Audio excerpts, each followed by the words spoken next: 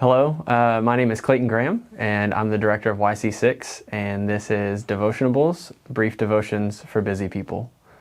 Today we find ourselves in Isaiah 36 and 37.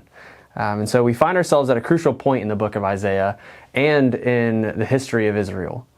In the 11th year of King Hezekiah's reign, Assyria is knocking at the door and threatening to overthrow Jerusalem. At this point in the ancient Near East, Assyria is the powerhouse of the area. They were a dominant force that dealt brutally with the people that they conquered. And now they've set their sights on Israel, and the king of Assyria has sent messengers to Jerusalem to convince them to surrender. While we might easily see this as just a conflict between two nations going to war with one another, there's another fight happening just behind the scenes. This is not just a conflict surrounding Israel's survival. This is a battle for Israel's faith and for the glory of God. We see the spiritual battle for Israel in the dialogue between the king of Assyria, his messenger, and Hezekiah and his officials. The serpent has been using the same tactics since the beginning, using lies and deception to tempt God's people to turn away from faith in him and put their faith in something else.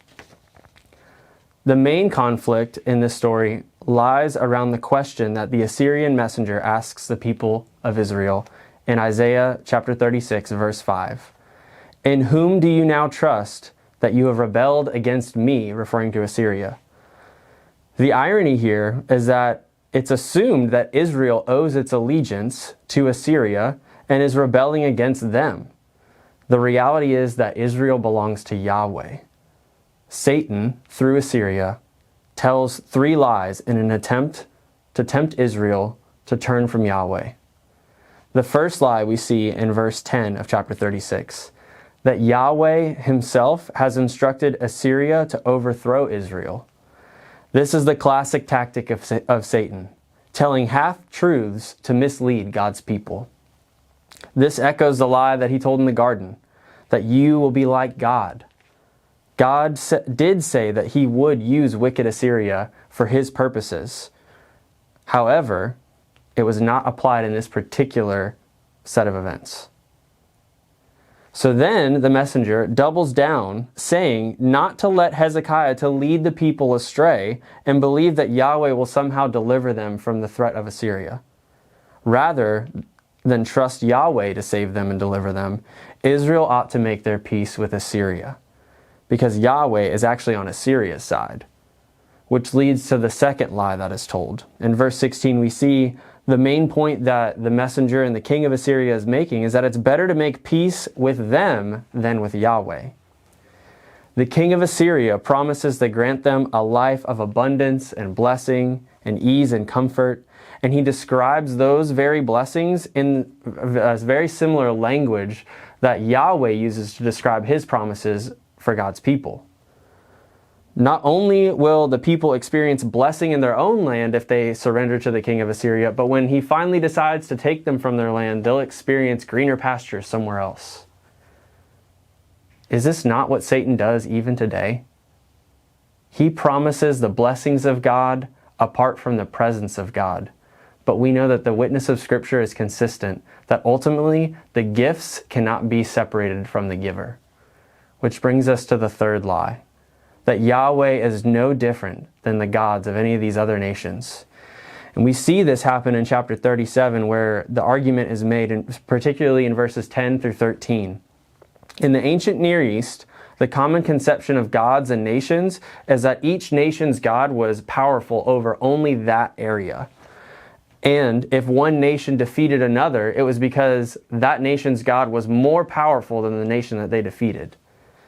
The argument that the Assyrian king is making is that Yahweh is no different than these other gods, and that he too will have victory over Yahweh and Israel.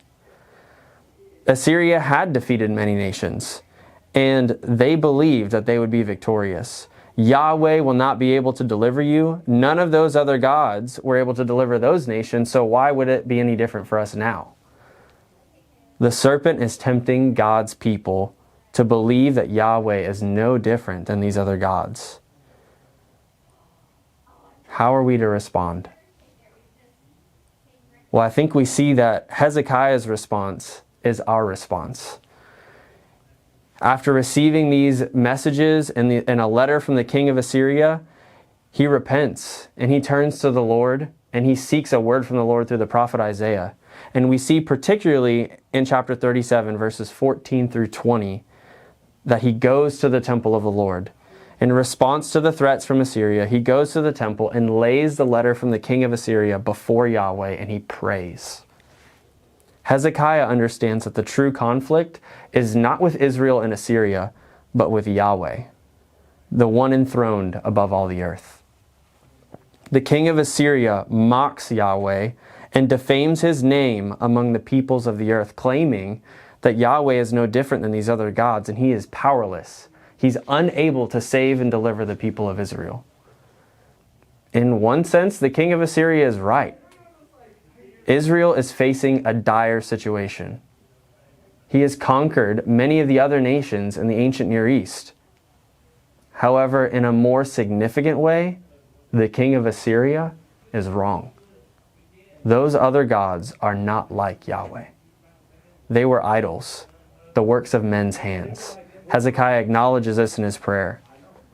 Hezekiah's request is bold yet simple, and we see it in verse 20. Deliver us so that all the kingdoms of the earth may know that you alone are the Lord, Yahweh. Hezekiah is an example of faithfulness in the midst of hardships. Hezekiah's faith is not blind optimism. He doesn't ignore the trials and the situations in front of him and his people, but he has a deep conviction that Yahweh is sovereign in the face of trials. He doesn't ignore the reality of the situation. Rather, he faces them head on, not in his own strength, but by bringing them to God in prayer.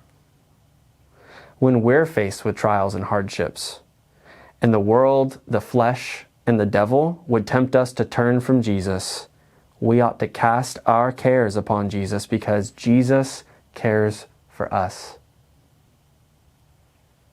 If we fear that what we face in our life is too difficult for us to overcome, in some sense, that's good, because we cannot face it in our own strength. Jesus reminds us that we ought not to fear because he has overcome the world. Just as Jesus was faithful and delivered Israel from the Assyrian threat, our God is faithful to work all things for our good and for his glory.